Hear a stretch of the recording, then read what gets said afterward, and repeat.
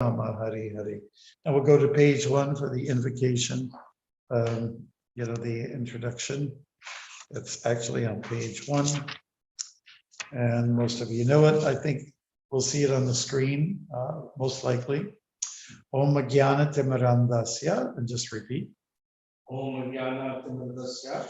Jnananjana Shalakaya. Jnananjana Shalakaya. Chakshurun Militan Yena. Chakshurun Yena. Tasmai Sri Gurave Namaha. Tasmai Sri Gurave Namaha. I was born in the darkest ignorance. I was born in the darkest ignorance. And my spiritual master opened my eyes. And my spiritual master opened my eyes with the torch of knowledge. with the torch of knowledge. I offer my respectful obeisance unto him. I offer my respectful obeisance. Okay, great. So we'll go to today's verse. If Vaishnavi, you could just tell us where that is, that would be great. 12 or 30, chapter 10. So we're in chapter 10. 12, 30. Right, yeah, some 2 juicy verses. Chapter 10, verse 12 and 13. Okay, so we have just completed the Chatushloki for the Bhagavad Gita, 4 verses that are very important for our understanding and establishing Krishna's special qualities and his interaction, dealings with his devotees. That's what we're looking at here, from verse 8 to 9 to 10 and to 11. So now we're embarking on 12 and 13. Arjuna Uvacha, Param Brahma Param Dhamma, Pavitram Paramam Bhavan, Parusham Shashvatam Divyam, Adi Devam Ajam Vibhum, Ahustvam Rishi Sarve, Devarshir Naradastata, Asito Devalo Vyasa.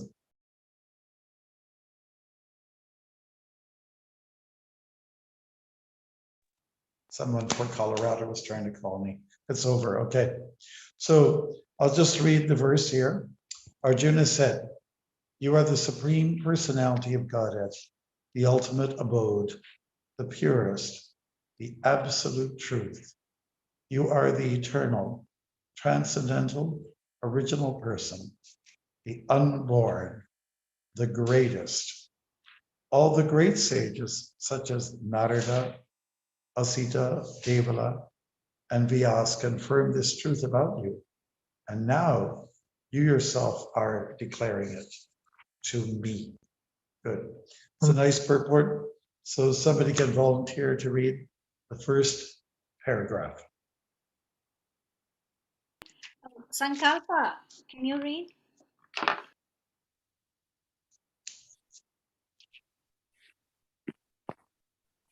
Or anybody else? Moksha Leela?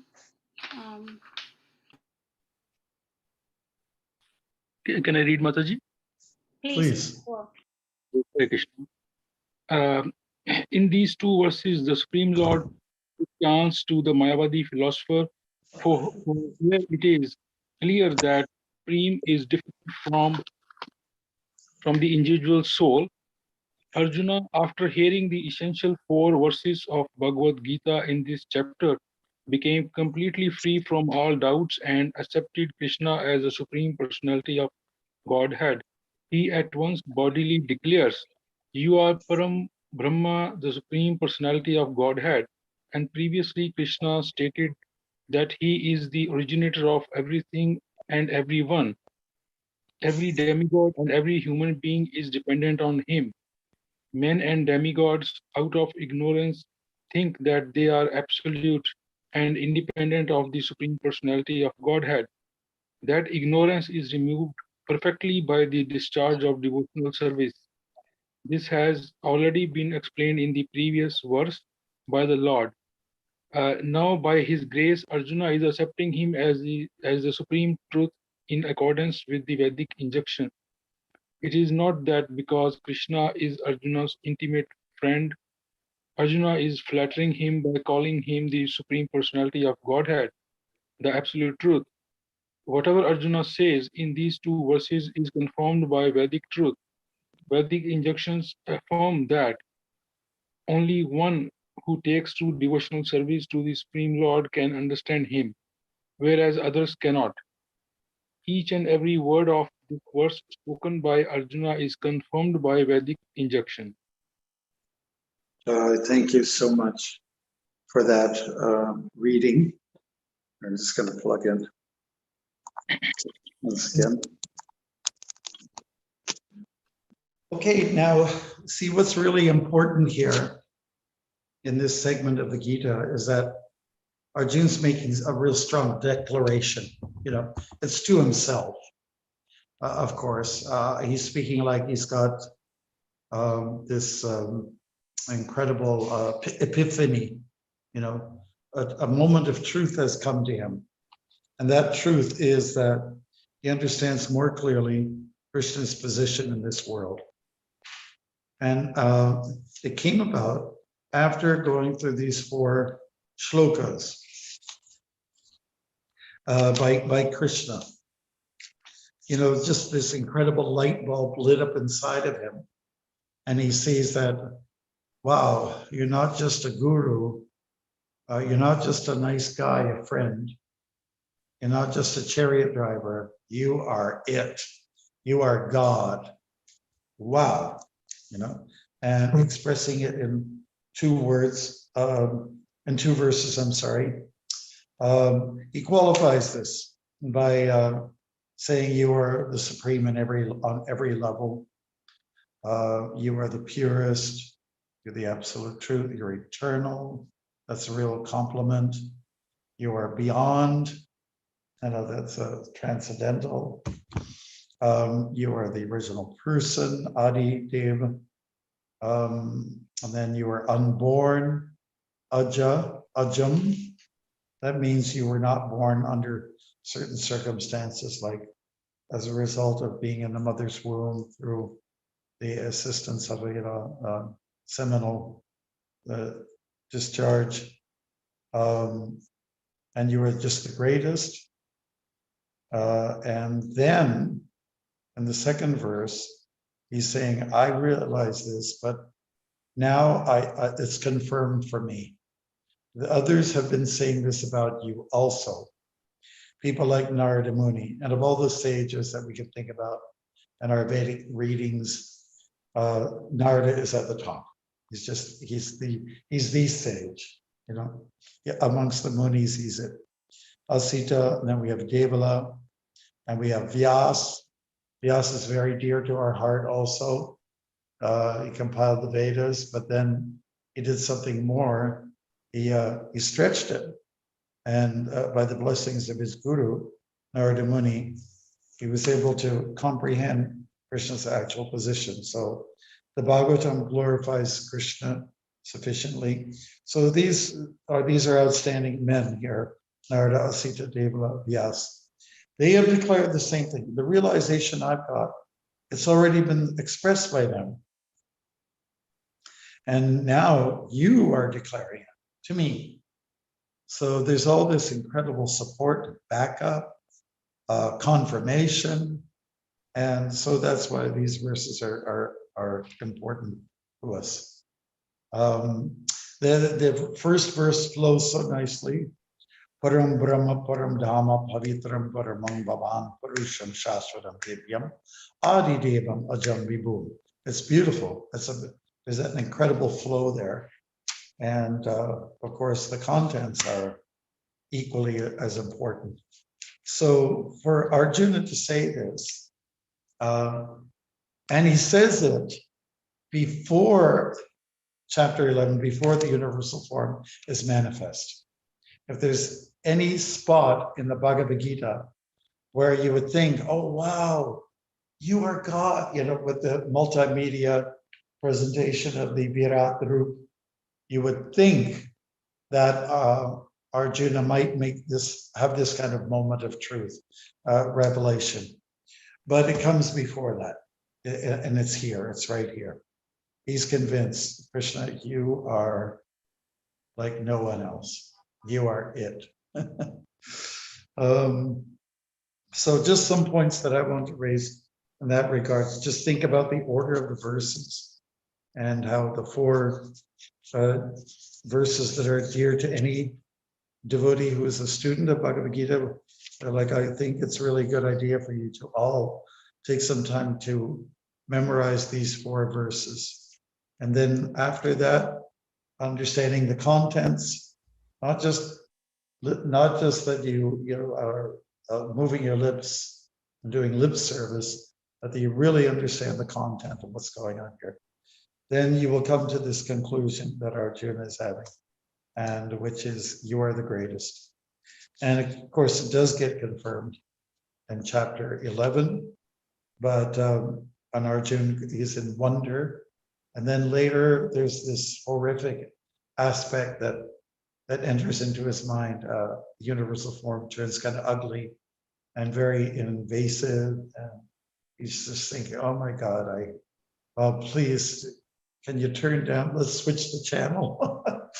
It's a little bit too much, you know. So this is the significance of these two verses here. Any questions or things come to your minds, Bruce, about this?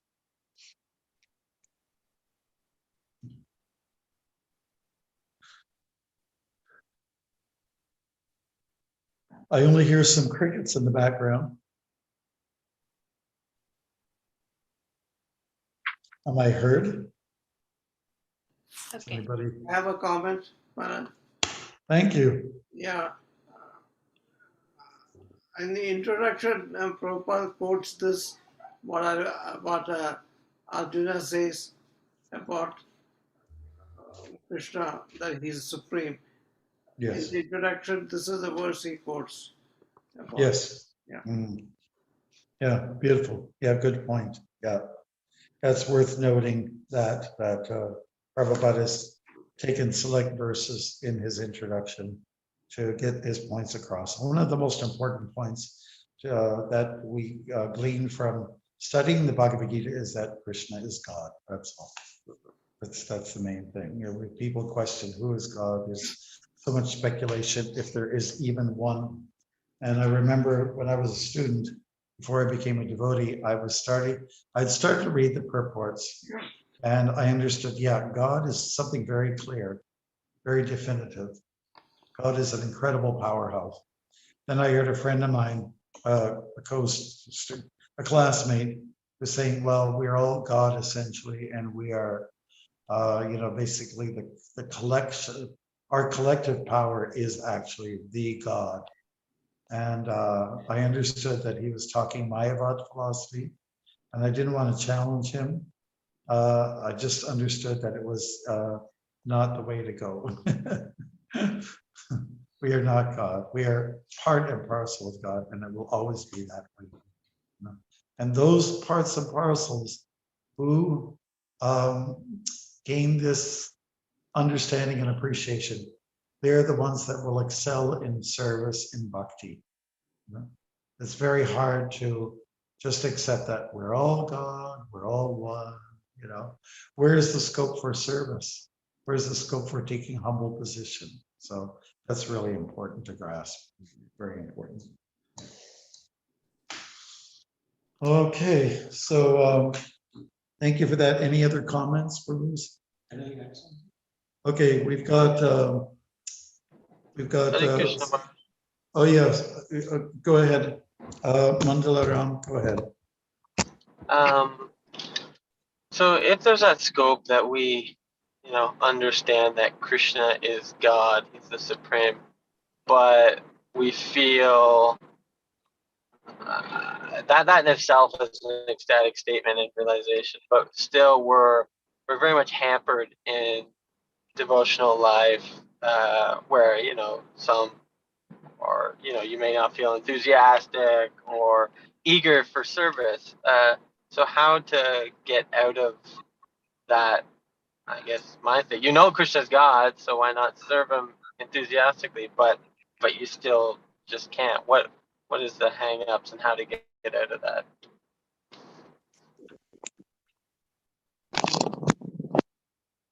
Sorry, someone was trying to call in. Just give me your last statement there, Mandalaram. So just to simplify it, we understand Krishna as God, and that's an ecstatic realization in itself. But yet we don't still have that impetus to serve, and what's holding us back, or we're just lacking that enthusiasm to take on service for God. How to create that, or where's the blocks and how to get over that? Well, yeah, you have to make an endeavor. You're married, right? You have a spouse, you have a wife, right?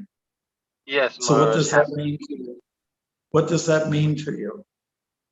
She's just she's an object. She just sits there on the couch. No, she makes it clear that I need love. Okay. I need service. Yeah, sure. Same thing. I don't see any difference. I don't see any difference. So when you come to the point you realize someone is really important in your life, your supplier, your protector, your lover, your hero, automatically you'd like to serve, correct? So I think it's just a matter of looking at who's there with you and what they mean to you, what role they play in your life. I think you have to look at things a little bit logically. Otherwise, yeah, we get into a slump. Said, oh, it's her again,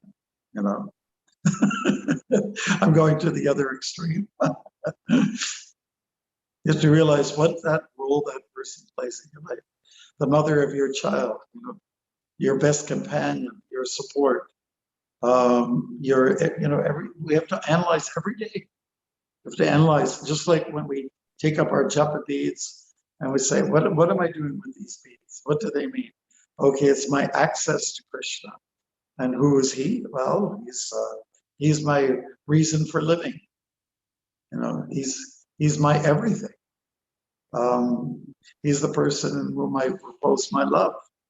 And so you have to put a little bit of self-analysis like that before you approach your service. Unless if you're totally spontaneous and you're just thinking everything's for my family, everything's for my friends, whatever the case may be, whoever you're giving your attention to.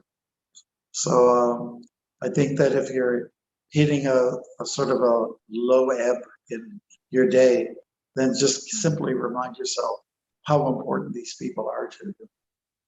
And just be reminded that I owe them everything. They're shaping me. I'm shaping them. We have this mutual thing going on. So I think you have to analyze like that. And ultimately, everything boils down to Krishna. My spouse, my friend, my this and that, they belong to Krishna. So Krishna has brought them into my life so that I can learn, I can grow and glow. So that'd be one way I would answer that. Anybody else have some contribution? Does that help a little bit?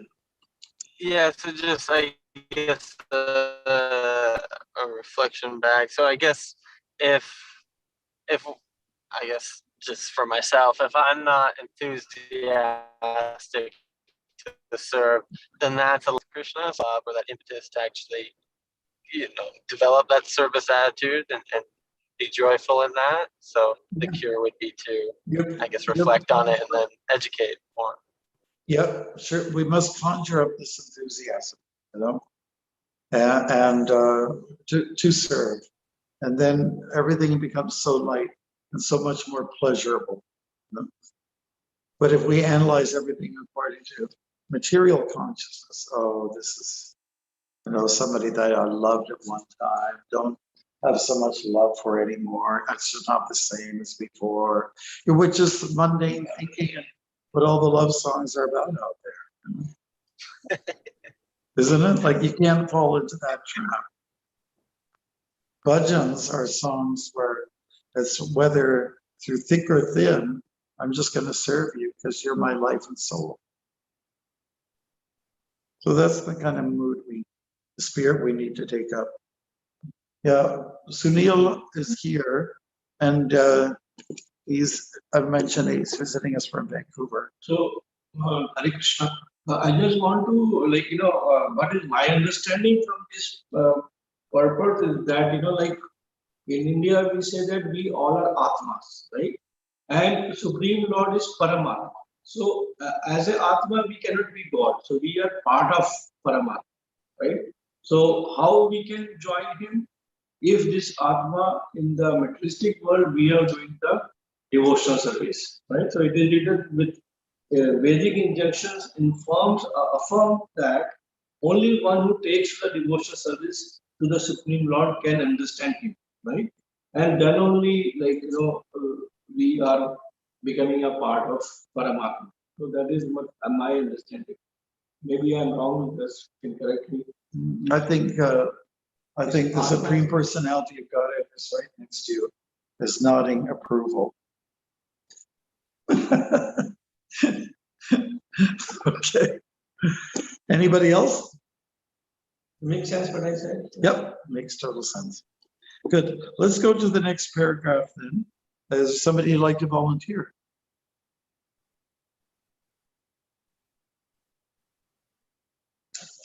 Crickets. I can read, Maharaj, I can read. Okay, thank you. Okay, it's in the Kena Upanishad, it is stated that the Supreme Brahman is the rest for everything, and Krishna has already explained that everything is resting on him. The Mundaka Upanishad confirms that the Supreme Lord, in whom everything is resting, can be realized only by those who engage constantly in thinking of him. This constant thinking of Krishna is Smaranam, one of the methods of devotional service. It is only by devotional service to Krishna that one can understand his position and get rid of this material body. Thank you very much. Yes. The other day we had someone visiting us here. His name is Ryan. And whenever I hear someone with that name, it immediately comes to mind for me, Narayana. So I explained what Narayana means. And it means the resting place of the aggregate total of all living beings. And when I gave him that definition, which I'll repeat again, the resting place of the aggregate total of all living beings, he just went, wow. This is one definition of what is God. You know, because Narayan or Vishnu is lying, reclining, and from him, from his breath, his exhalation, his pranayam, he releases all this power, all this energy, and of which we are part of.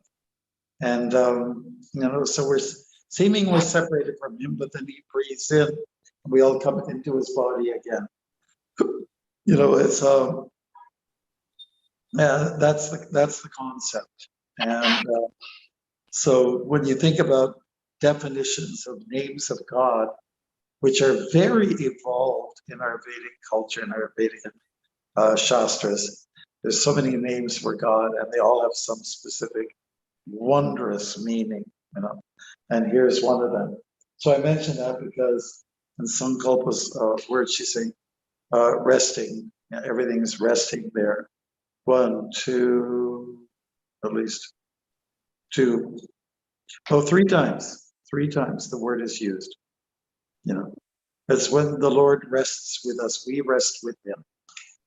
And in that regard, instead of fighting with him, rest with him. You know, have a good lie down together. You know, instead of fighting him and resisting, take to bhakti, and then you are actually with him. You're in alignment with him. This is one way to understand bhakti. Bhakti means to just cooperate with. That's how Bhakti Siddhanta Saraswati Maharaj once put it. It means to simply cooperate with the Lord. Once you know what he wants, okay, go for it. That's what he wants.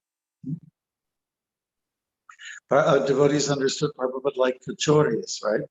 So those who were with him, traveling with him, if they could make some kachoris, they could make him very happy. You know, so that's the idea. Okay, so, and you know, in terms of the physical action, notion of or gesture of just lying down at night when you go to sleep. You know, and just imagine Krishna's with you. You know, somehow or other he's with you. He's watching in your heart. He's resting with you, at least as Paramatma. Hopefully, he'll allow you to sleep. For those of us who suffer from insomnia, you may wonder, well, Krishna, where are you? Help me. Okay, so rest with Krishna. Be active with Krishna. You know, do what you need to do with him. And when it comes to chanting Hare Krishna, same thing. Be very conscious of him. That he is in the sound. He is in that sound vibration. We don't have to look beyond.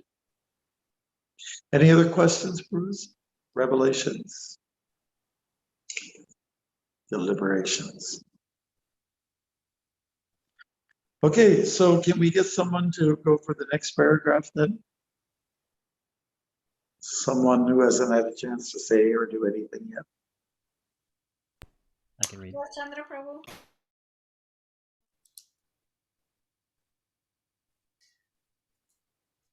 In the Vedas, the Supreme Lord is accepted as the purest of pure. One who understands that Krishna is the purest of the pure can become purified in all sinful activities. One cannot be disinfected from sinful activities unless he surrenders unto the Supreme Lord. Arjuna's acceptance of Krishna as the Supreme Pure complies with the injunctions of Vedic literature. This is also confirmed by great personalities, of whom Narada is the chief. Yes, thank you very much. And who spoke that? That good voice? It's Taylor. Taylor, thank you, Taylor. Wow. Yes, thank you. Okay, great. Yes, so the last verse, we kind of, paragraph rather, we identified that one strong word that's there is about resting.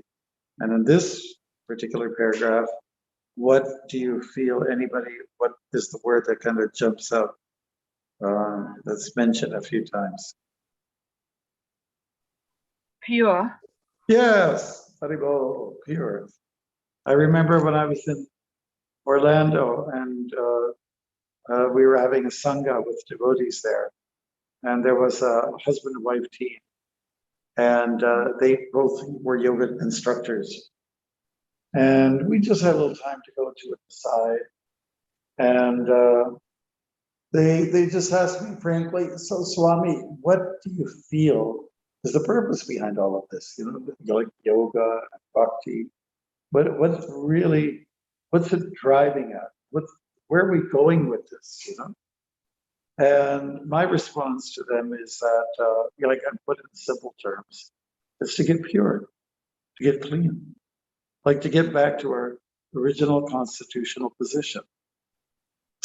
An example, Prabhupada was walking in Europe with the devotees, and it was wintertime, and he had his walking stick, and there were puddles of water. There just was a little bit of like a frozen film of ice on the top.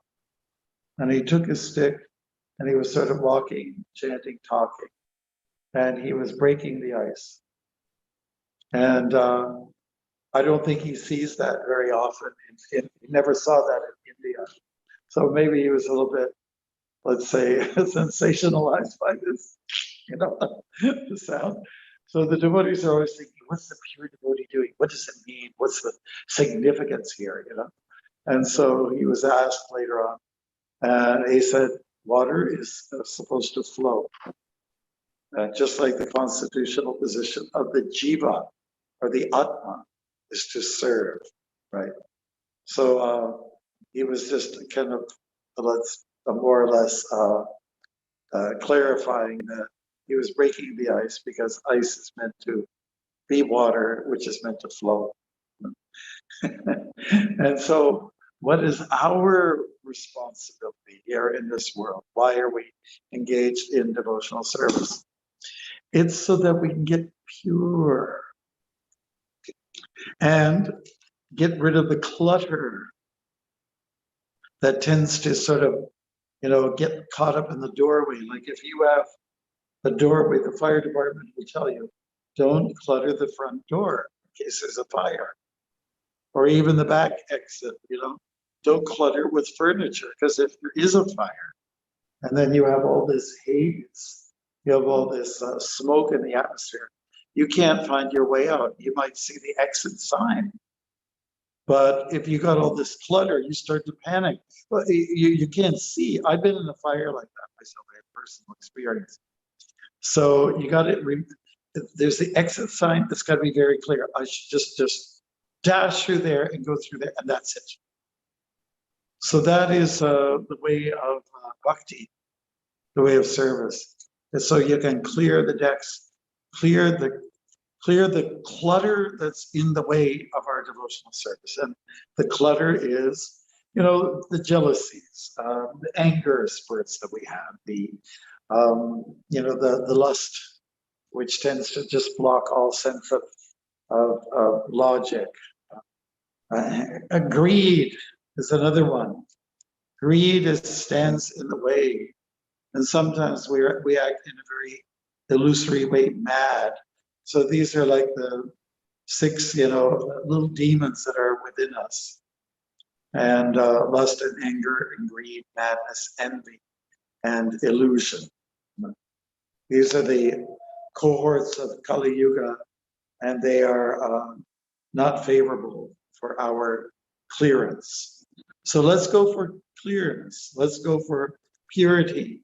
Let's go for that. And the way that we do that is you recognize the supreme pure. Pavitra, that's the word. Please take a little look at that word significantly. Pavitra, it's a word that we use constantly in our Agnihotras, our fire ceremonies. It's Krishna is the supreme Pavitra.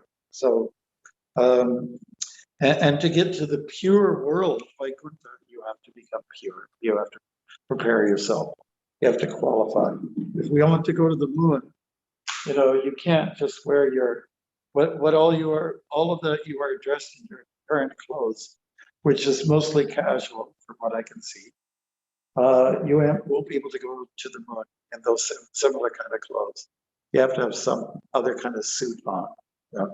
So to get back to Vaikuntha, where we come from, you have to have a change of consciousness, and we have to really go for purity. And it means to identify more with the spirit. That's more important than identifying as being American, being Canadian, man, woman, cat, dog, doctor, Indian chief. Get the right identity. I'm the servant, for crying out loud. I'm the servant, and then my pure path will begin. So the clutter must be removed. Get the stuff, get the furniture clear from the doorway, and make the great. Any questions? I have a comment, Maharaj. Yes. Maharaj, this just few days back, you also said that we should live in the present, not in the past or future. Future, I'm not sure, but definitely not in the past. So, and this thing also is tying up with the clearance of all the clutter and clearing all the consciousness, just like a clear sky. So if we follow that, don't live in the past. We many times keep on referring to the past, which is normally full of sins, and our future journey is now is more or less pure. So if we just follow that, don't refer to the past, so that will clear all the garbage, most of the garbage. Just like when we on festivals we clean our house and throw all the extra things, and just on Diwali we clean the house. So that way we can clear so many things just by following your instruction of not living in the past. So Yes. I'm just trying to connect to. Okay, good points. Yeah, that's true. You said something very profound, that most of our past is pretty selfish, right? Pretty simple, and there's a lot of things that you can harbor on in your mind that you feel very guilty about. Oh God, I did that thing. I said that to her. I can't believe I was such an imbecile. You're like, you have all this regret, which is not a bad thing. When we say don't live in the past, it doesn't mean you can't dwell a little bit on what you were doing before. Because on my second initiation, Prabhupada was talking about this very thing. I was in New Vrindavan, and this is in 74. And he was talking about think what you were doing before and what you were doing now. Meaning now it's bhakti, but what you were doing before bhakti, it was all, so much nonsense. And the reason why I said that is please compare notes. Please make an analysis of where you were and, measure the situation today. That will bring about a level of appreciation. Wow, I'm in a much better state of existence. My life is a lot more clean. I feel a lot lighter. I feel a lot more enlightened. And I just feel so much better about life. So it's okay to dwell a little bit on the past, but don't to wallow around in there. Don't drown in it. So that happened to me last night when I was trying to sleep. I can't remember the instance. I did that. Oh my God, what was I thinking? So it was a humbling moment for me, a moment of truth that I made mistakes, and I've made plenty, and I will probably continue to do so until I'm totally pure. But the fixation should be more on the present, my details, how I perceive the people around me. Again, the people that you live with, for instance, how important they are to you. Even if they're not always so nice to you, they're at least helping you to become humble. So it is important to put things behind you, not dwell so much on that. Future prospects, it shows that you're alive when you have some plans, projects ahead of you. They should be a little bit realistic. But the most important feature about our life itself for human beings is to be very much in the present. To pay attention to what you're doing with the here and the now. Yeah, very important. Thank you. Yeah, thank you. Anything else that anybody wants to bring up on this topic? Maharaj, I think about that quite often, like when I talk to new devotees, whenever I go to Columbus or when I'm here in Cleveland, and people ask me, how do I wake up at 3 a.m. all the time, every single day? And I let them know that I used to wake up just at 5 a.m. just to work out for an hour. And it seems like after I read the Science of Self-Realization 2 times and actually listened to the Gita a couple of times on the Prabhupada website, everything became clear. Like in life, we all have past, and a lot of times, before I became in Krishna's service, I would think about that quite often as I look at my children and think like, man, like I don't want anybody to talk to my children from my past, because it would shed a bad light about who I used to be, but that's not who I am, So when I talk to these new people and they talk about, you really don't smoke, you don't really drink, you don't do any of that anymore, you just gave it up like that, I started laughing at them. And my favorite thing to tell them is like the camp story, because I was a Boy Scout leader for years for my son, and I was an Eagle Scout. And I tell people like, well, it's the campfire story. They're like, the campfire story? I'm like, yeah. You like to be warm? They say, yeah. I said, well, how do you light a fire? They said, with flint and sticks and stuff like that. I said, what happens if I walk up and pour water on it? They're like, well, it's not going to light. I'm like, well, that's just like the service of God. I'm like, believe me, when I first started, I was just having this conversation with Prima, like probably 2 days ago. He gonna say, you always seem very surprised, like whenever I would call you.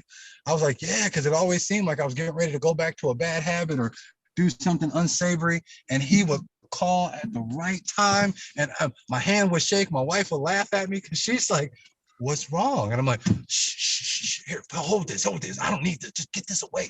She's like, you can't see you over the phone. I'm like, no, get this away, no, just forget it. So it's like, it's like now, you know, it's been, oh man, it's been like 10 months in Krishna service every day, waking up, chanting Hare Krishna 3 a.m., haven't missed a day. And it's like, yeah, when I think about like, what was I doing before? I was like, I was asleep, being lazy. I didn't take time and like sit and make it a point once a day, like for an hour, sit and read the Gita or listen to it or associate with people that you know what I mean, that you know, like my last conversations with people, it was like a watch collection group, you know what I mean? Like we were collecting watches and stuff like that. And it's like, now I tell people, they're like, what do you do? Like when you don't, since you don't do any of that stuff, like I associate with people that like to read and give out books and cook, you know, it's a different type of crowd, but it's more fulfilling. It's like, now I don't worry about if somebody stops by my house. You get what I'm saying? Somebody can stop by, anybody, my kids can answer the door. I don't worry. You know, before it was, if somebody shows up in this driveway from the past, it's not going to be good. Thanks so much for sharing that. No, that's beautiful stuff. Yeah. Yeah, good. People ask you, you don't do this anymore. You don't drink. You don't smoke. You don't blah blah blah. So yeah, I gave up my miseries. I put them behind me. What? You mean there's something better than this? Yes. And then you're opening up the doors for some people. I'm sure, Andy, you handle your people very well. But yeah, thank you. And that's very impressive. You get up at 3 o'clock in the morning. Can anybody match that? Beautiful. Thank you. Thank you. Okay, we're going to try to stay on top here. We have 2 more paragraphs to go, and we'll be able to finish within the hour on that. So this is somebody, Vaishnavi, do you want to point somebody to read the second last paragraph? Can I read, Maharaj? Oh, let me see. Okay, go ahead. Not conflict of interest. Conflict. Don't worry about it. Go ahead. We honor you. You're the one. You're the stalwart here. We have these classes because of you, Vaishnavi, and your support person. So go ahead. Krishna is. Krishna is the Supreme Personality of Godhead, and one should always meditate upon Him and enjoy one's transcendental love relationship with Him. He is the Supreme Existence. He is free from bodily needs, birth, and death. Not only does Arjuna confirm this, but all the Vedic literatures, the Puranas, and the histories. In all Vedic literatures, Krishna is thus described, and the Supreme Lord Himself also says in the 4th chapter, although I am unborn, I appear on this earth to establish religious principles. He is the Supreme Origin. He has no cause, for He is the cause of all causes, and everything is emanating from Him. This perfect knowledge can be had by the grace of the Supreme Lord. Nice. Good, good. Thank you. And just so that we make sure we get our purport read, why doesn't someone else take in reading this last one, and then we'll review the last 2 paragraphs. Shameshwari, do you want to read? Please go ahead. Sure. Here Arjuna expresses himself through the grace of Krishna. If we want to understand Bhagavad Gita, we should accept the statements in these 2 verses. This is called the parampara system, acceptance of the disciplic succession. Unless one is in the disciplic succession, he cannot understand Bhagavad Gita. It is not possible by so-called academic education. Unfortunately, those proud of their academic education, despite so much evidence in the Vedic literatures, stick to their obstinate conviction that Krishna is an ordinary person. Thank you, Shameshwari, and thank you for being on board with us today. Thank you. Shameshwari is from Calgary. Hare Krishna. So what comes to my mind on this? Remember how, it was Rasaraj was saying, oh, you just put everything's from the past, leave it behind. But here's something that would counter that a little bit. maybe your past, you can put it behind you. But what about the past of honor? Like say, the parampara refers to a school of thought, of a chain. We call it the chain of disciplic succession. We can never consider to show our gratitude enough to the people of the past, the acharyas from past ages. You know, we have to give them some credit. What would it mean if you start from scratch? You're born here and just you're left to explore the world alone. But what about hearing from people who have already explored and done everything? And you save yourself so much time and trouble instead of going through the trial of errors. So therefore, the Bhagavad Gita puts a lot of emphasis not only that Krishna is God, but what about all those people who have taught about God? What about all the things that they've explored and experienced and that have heard from previous acharyas? Let's give them some credit as well. So when you talk about culture, at least to me, when people have many definitions of culture, culture can mean many things, like kind of food you eat, how you dress, what your drive in life, and so on like that. But in your culture, you don't have space for, you know, the elders, or the ancestors, or previous, what we say, previous teachers, acharyas. Then you don't really have a culture, you know. If it's just dealing with the present gen and not giving any consideration for those who are experienced, then how could you say you're part of culture? And this is a big concern I have about contemporary culture, is that it doesn't give much credence to the people of the past, to the ancestors, to the great learned people of the past. Mind you, some people like to quote from this guy and that guy, and so that's fine. That means there's some acknowledgement there, but we have to give some credit to the people who have gone through this whole, you know, let's say, mundane experience. Yeah. So some thoughts on that, please. And while you do that, I just have to answer my phone here for a second. This comes from can help me. Oh yes, Uber. Okay. You're here for Govindas?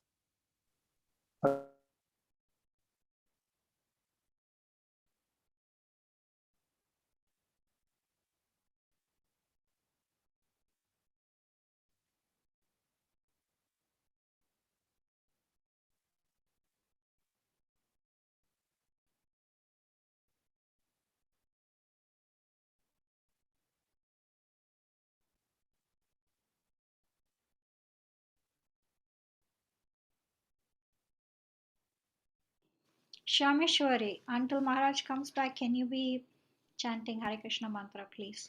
Okay, he's back.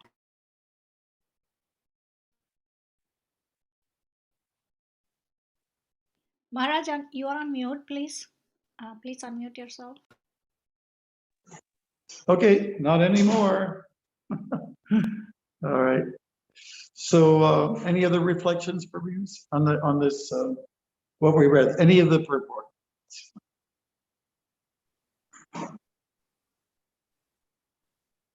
We really appreciate anybody who's contributed today, even as far as just listening. And we hope you're getting a lot out of today's verses.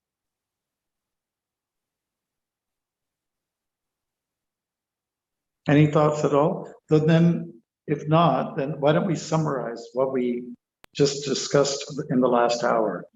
If somebody can just, we can go to everybody and just tell us something. I have a quick question. Okay, okay. When somebody debates with you about Krishna, if Krishna is supreme personality of Godhead, is this the verse or is this the chapter for us to refer them to? Yeah, sure. You can say, well, you may have your his opinion about Krishna, but I know somebody who is really outstanding. He's one of the greatest heroes in the world, and his name is Arjuna, and this is what he has to say. So his word against your word, okay. At least give some consideration to what Arjuna, his realizations are. Please read this book. It only costs so much amount, and it's a good investment into your life. Thank you. All right. Okay, so why don't we go down? Well, let's go down to everyone here, and everyone could just, in a nutshell, give us one sentence. So we're going to just go for clarity, okay? One sentence on what is significant in regards to the purport here and the two verses, okay? Something, I don't mind if you repeat something. You just, and you can say quickly why you chose that, okay? So we just have 4 minutes left. Let's go for it. All right, Guru Chandra, you're on. Yes, Maharaj. One of the final statements of Prabhupada, that unless we are in disciplic succession, we cannot understand Krishna. And that reminds me the beautiful example that he gives about when somebody wants to take a mango from a tree and preserve all that nectar. It's like having somebody on the ladder and he hands it down, so make sure that nothing is lost. So that thing is the way to preserve the truth, and that's why it's essential to be in the discipline session. Thank you, Guru Chandra. Taylor, you're next. The paragraph that I read actually says Krishna is the purest of the pure, and in the Vedas, the Supreme Lord is accepted as the purest of the pure. One who understands that Krishna is the purest of the pure can be purified of all sinful activities. It's both for me an instruction and a promise, and I appreciate the clarity in that. All right, bravo, thank you so much. So then let's go to Vasanta. Can you briefly tell us something that you grasped from today's session?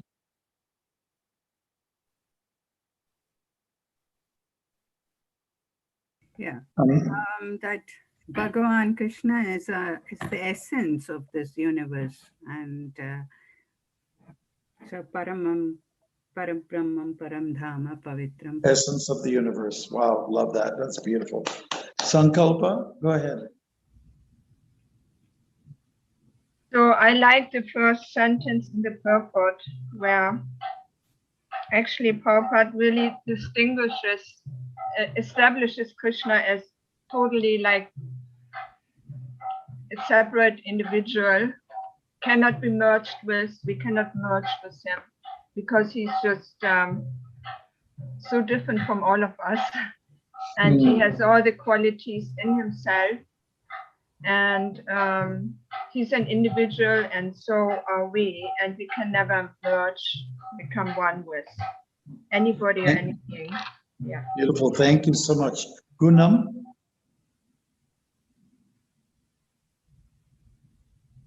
Anything significant? Give us one line, just even if you repeat it.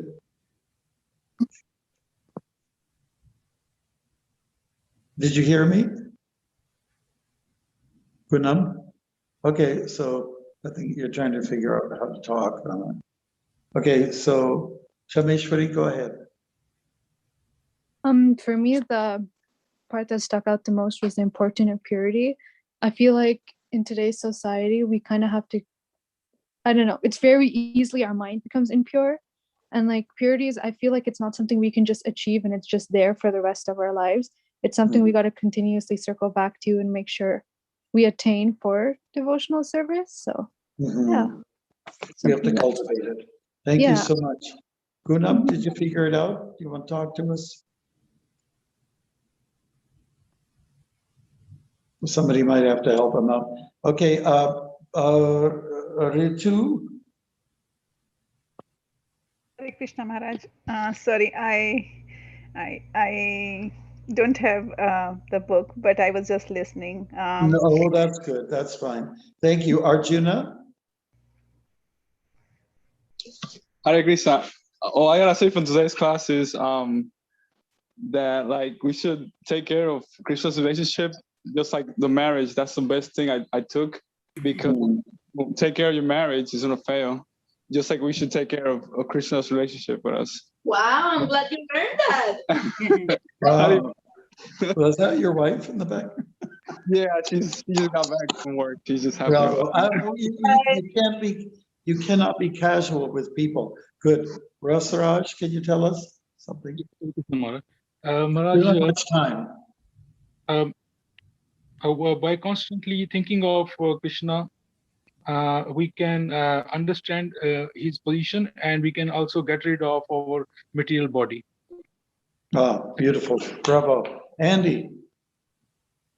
All right, Maharaj. When it was talking about the cyclic succession, it made me realize that, like, as you start your journey in Krishna consciousness, that you have to get the information from somebody who has been in line and has heard it properly, so that you can stay on the path of bhakti.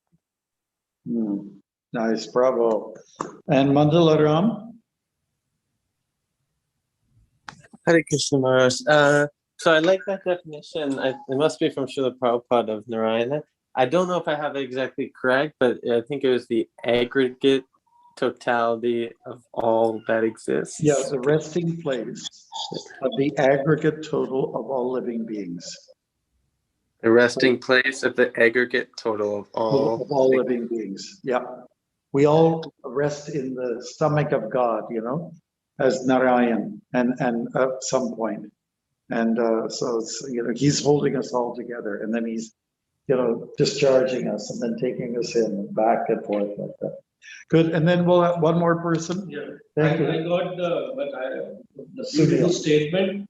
According to Vedas, the Paramatma is accepted as the purest of the pure. Thank you. And secondly, one cannot understand Bhagavad Gita if we do not follow Guru and Shishya Parama. Right. Excellent. Bravo. And Vaishnavi, do you want to say something? Purity is the required element to go to Vaikuntha. Oh, very good. Great. And how about Anandashish? Wrap it up for us. Okay. If you want to go to the sun planet, you cannot go with this body. You have to have a fiery body. Same principle. If you want to go to Krishna, make sure you are pure, Yes. Bravo. Thank you very much. We're going to see you all next week. Bring a friend or two. Thank you for the new folks. Shami, have you with us. And there was somebody by the name of Philip. He was there. Manifest and then unmanifest, maybe he's hanging around with Narada Muni, in and out. Hare Krishna Maharaj. All right, thank you everybody. Haribol, we love you. Thank you. Hare Krishna. Hare Krishna. We love you, Maharaj. Haribol. Vaishnavibhyo namo namaha. Bye.